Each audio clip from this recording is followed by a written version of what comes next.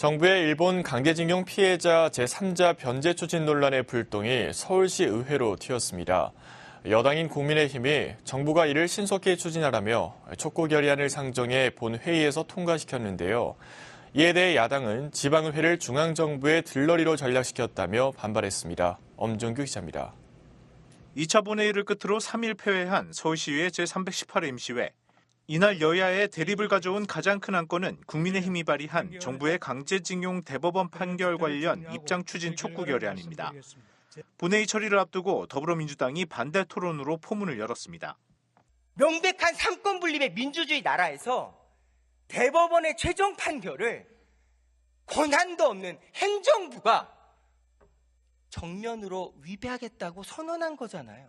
그리고 우린 그걸 시의회에서 어서 진행하세요라고 촉구하겠다는 결의안을 내겠다는 겁니다. 이를 받은 국민의힘은 전 정권을 들먹이며 2018년 대법원 판결 이후 아무것도 한 일이 없다고 받아쳤습니다.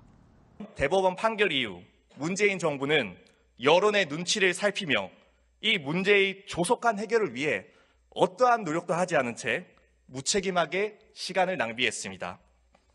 낭비한 5년 동안 피해자들은 더 고통의 시간을 보냈으며 일본의 사과와 배상이 요원한 상황에서 미래를 위한 정부의 결단이었다는 국민의힘.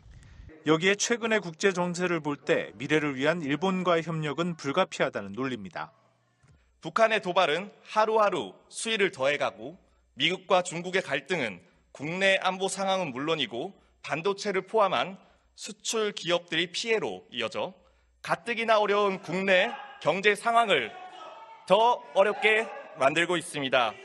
이처럼 복잡하게 얽힌 한반도의 위기 상황에 경색된 한일 관계를 개선하고 강제징용 피해자 유족 등에 대한 조속한 지원을 위한 이번 정부의 해법은 다른 선택지가 없는 상황에서 이루어진 정치 지도자의 정치적 결단인 것입니다.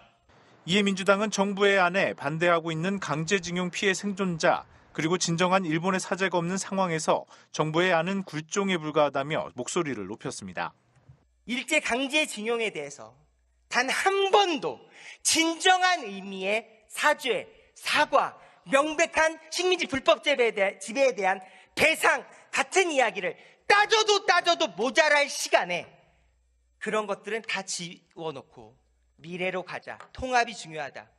같은 달콤한 이야기로 마치 그런 이야기를 하는 것이 선진 조국의 마땅한 자세인 것처럼 그렇게 5,200만 국민의 피눈물을 외면하고 있는 행정부의 민주주의 삼권 분립을 파괴하고 있는 모습과 그걸 동조하고 있는 서울시 시의회 직전의 모습 온 국민이 지켜보고 있습니다. 격렬한 토론 이후 해당 촉구안은 의석수에서 앞선 여당의 찬성으로 본회의를 통과했습니다. 한편 본회의 전 더불어민주당 의원들은 촉구안의 본회의 상정에 반대하며 규탄 대회를 열었습니다. 딜라이브 뉴스 엄종규입니다.